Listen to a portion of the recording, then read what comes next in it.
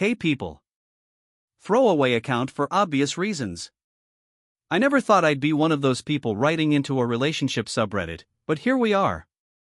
I'm 36, my soon-to-be ex-wife is 34, and we've been married for 8 years. No kids, thankfully. For the most part, I thought things were good between us. We weren't that fairy tale couple you see on Instagram, but we laughed, made plans, and functioned well enough together. We had a rhythm, or so I thought. A few months ago, we planned a one-week all-inclusive resort vacation in the Canary Islands. We both needed a break, her from her hectic marketing job, and me from my tech startup that was starting to finally gain traction. I was excited. Sun, sea, no stress. What could go wrong? Well, apparently everything. Looking back, there were signs before the trip. Subtle, like her being more protective over her phone, or how she suddenly started going to the gym again, specifically Zumba classes twice a week. She said it was to feel vacation ready, and I didn't think much of it. I mean, who doesn't want to look good on the beach? Then on the trip itself, things just felt off. She was on her phone a lot. She'd disappear for walks by herself. And then there was this guy, Pablo. One of the resort's animators.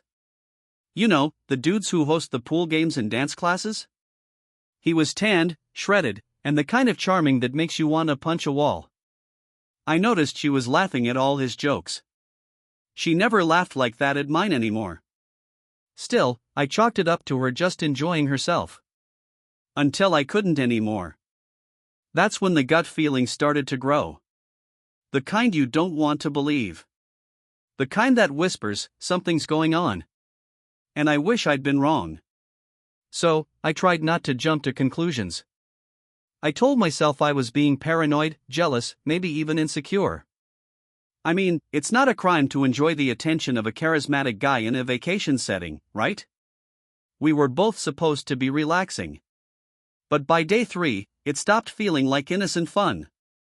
She started dressing up more for the evening shows, tight dresses, full makeup, heels. Not for me. I could tell. She never did that back home unless it was a work event. And who just happens to sit in the front row every night, clapping the hardest for Pablo the animator and his over-the-top dancing? Yep. My wife. I tried to make a joke about it one night. You should go easy on the clapping, he might think you've got a crush. She smirked and said, please, he's like 10 years younger than me. Don't be insecure. She didn't even deny it. She just flipped it on me, like I was the weird one for noticing. Later that night, I woke up to find her side of the bed empty. I assumed she'd gone to the bathroom, but 10 minutes passed, then 20.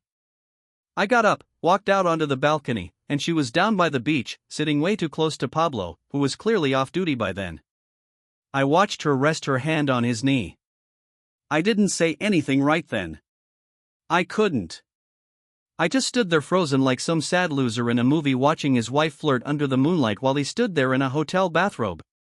That was the moment I stopped giving her the benefit of the doubt. And it was about to get worse. Way worse. The next morning, she acted like nothing had happened. Gave me a peck on the cheek, asked if I wanted to try paddleboarding. I said I had a headache. She didn't even pretend to be concerned. Just shrugged and said, okay, I'll go alone then. Alone. Sure. That's when I started checking things. I've never been the snooping type, but something in my gut told me I wasn't crazy. And guess what? Her phone was carelessly left charging by the nightstand. No passcode. Honestly, I didn't even have to look hard. It was all right there. Instagram DMs, deleted messages and WhatsApp that I managed to partially recover through her backups. Screenshots of him shirtless. Photos of her in that same beach dress, but taken from a hotel hallway that definitely wasn't ours. And the worst? A message from her to Pablo that read, he's sleeping. Come now. Same room as before. My whole body went numb. I sat there in the room, staring at the screen like I was trying to erase the words with my eyes. I felt stupid. Humiliated. Like some prop in her little vacation fantasy. She wasn't just flirting. She was cheating. Actively. Boldly. Under the same roof I was sleeping in. I thought I was going to be sick. I took screenshots. Forwarded them to myself. And then I waited. Because I wasn't going to yell. I wasn't going to beg. I wanted to see what she'd say when caught red-handed. And when the confrontation came, it was a circus.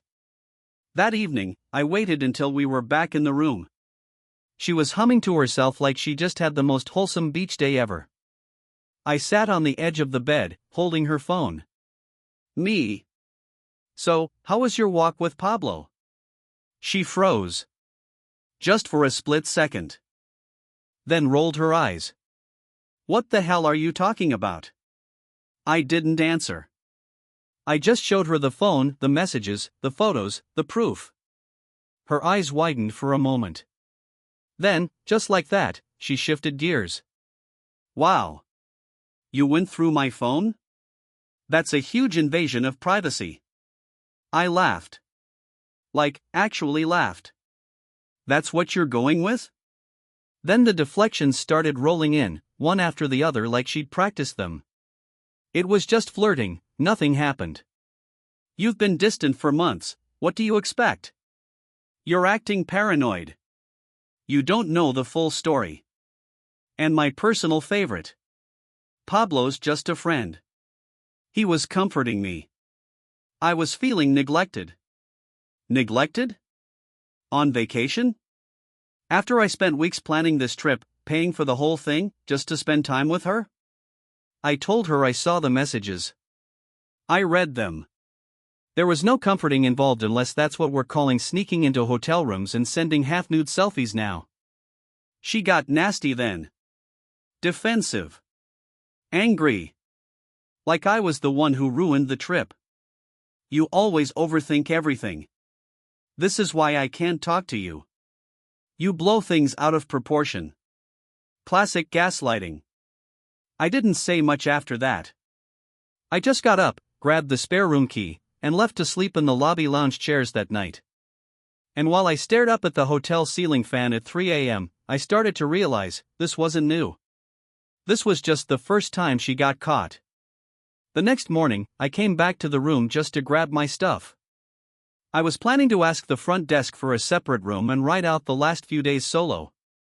But she was there, sitting on the bed, arms crossed, like I was the one who owed her an apology. No, I'm sorry. No tears. Just a nasty little smirk and. So, what now? You gonna throw away 8 years over a stupid fling? I was stunned. That's how she saw it? A stupid fling? A one-night lapse in judgment that she planned, lied about, snuck around for, and repeated?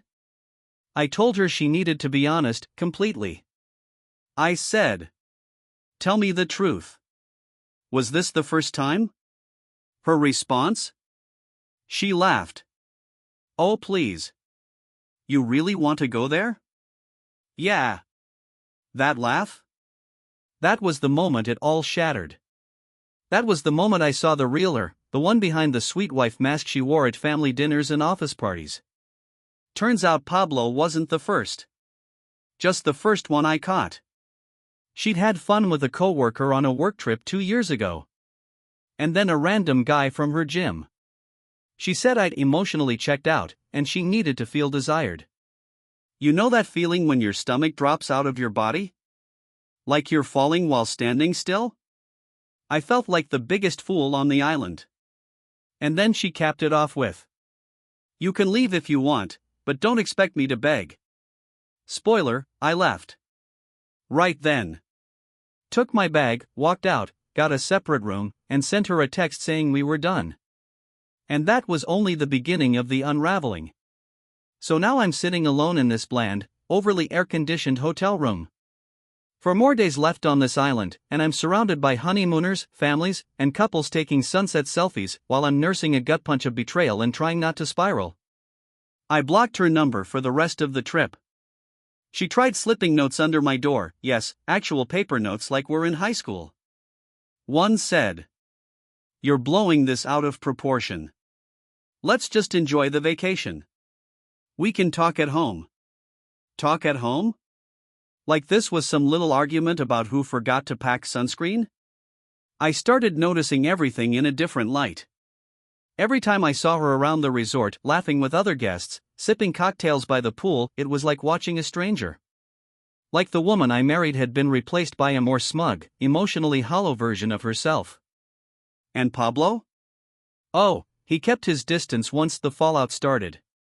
Guess even slimeballs have self-preservation instincts.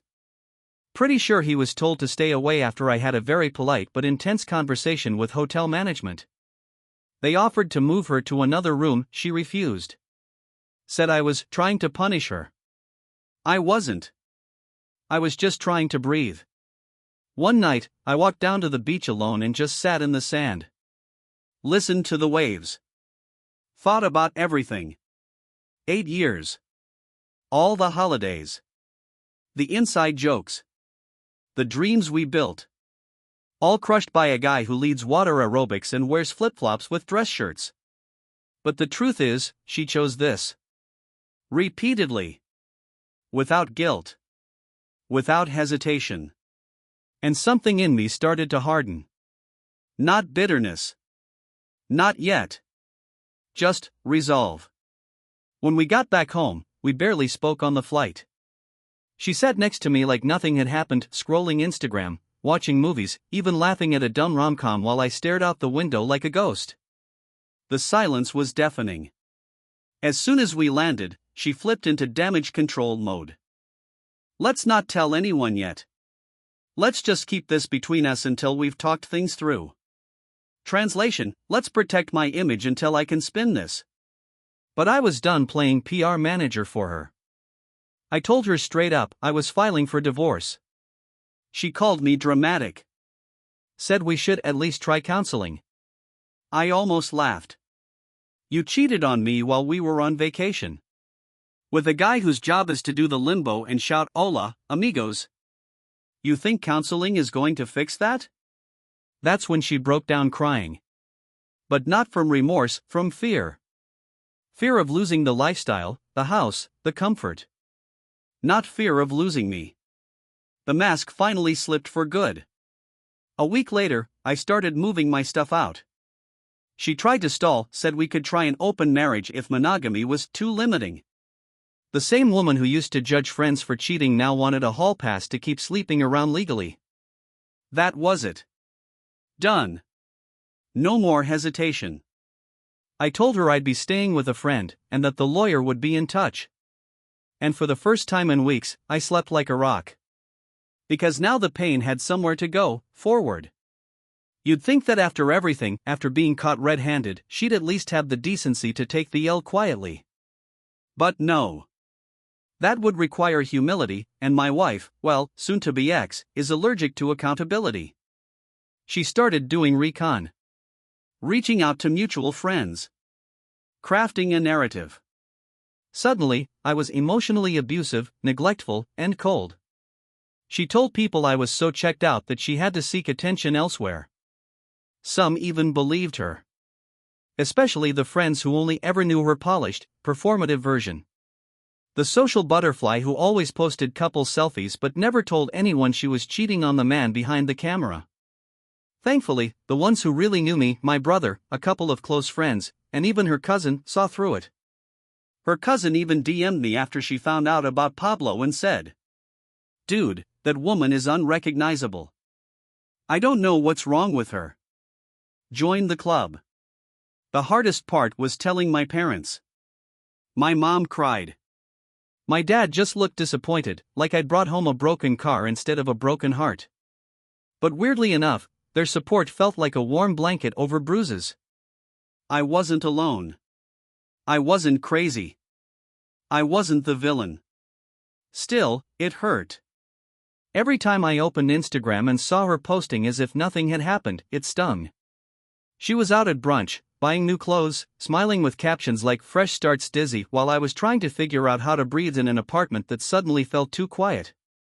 But beneath the anger, the confusion, the ache, something else was growing. Clarity. It's weird, the little things that hurt the most. I missed her laugh when we watched dumb TV. I missed her texts during the day. I missed the idea of us more than the reality. But day by day, the fog started lifting. I focused on rebuilding me.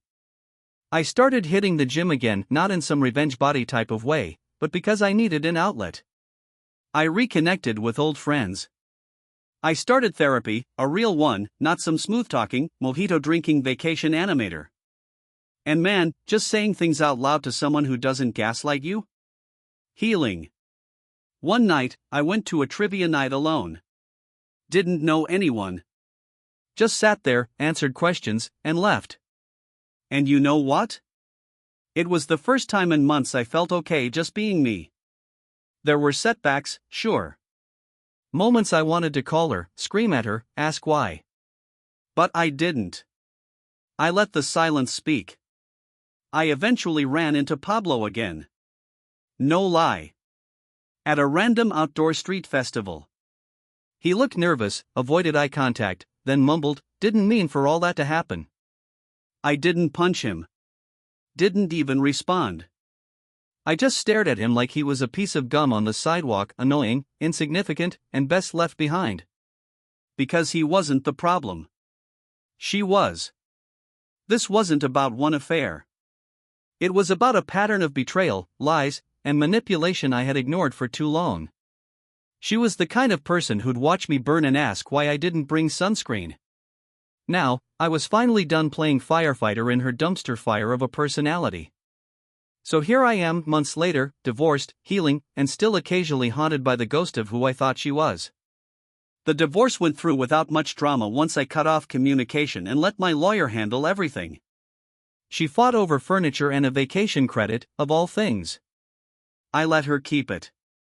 She can take her next boy toy to Cancun on my dime. I'll take peace of mind over pettiness any day.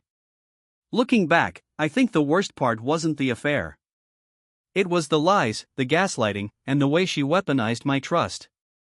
I didn't lose a wife, I lost a fantasy. And that's okay.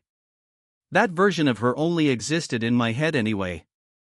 So, to anyone reading this going through something similar, listen up. Small blue diamond, if your gut tells you something's off, listen to it. Small blue diamond, love shouldn't feel like detective work. Small blue diamond, someone who truly values you won't risk losing you for a cheap thrill. Small blue diamond, you're not weak for hurting. You're strong for walking away. I thought I was broken after this. But I've learned I was just cracked open, and now, everything fake is falling out. And in its place? I'm rebuilding something real. If you're out there questioning your worth because someone treated you like an option, hear me loud and clear, you are not the problem. They are the proof that some people don't deserve your loyalty. Thanks for reading, Reddit. You guys gave me a place to bleed without being told to man up. Healing is slow, but I'm getting there. And I'm doing it without her lies, without her noise, and without ever looking back.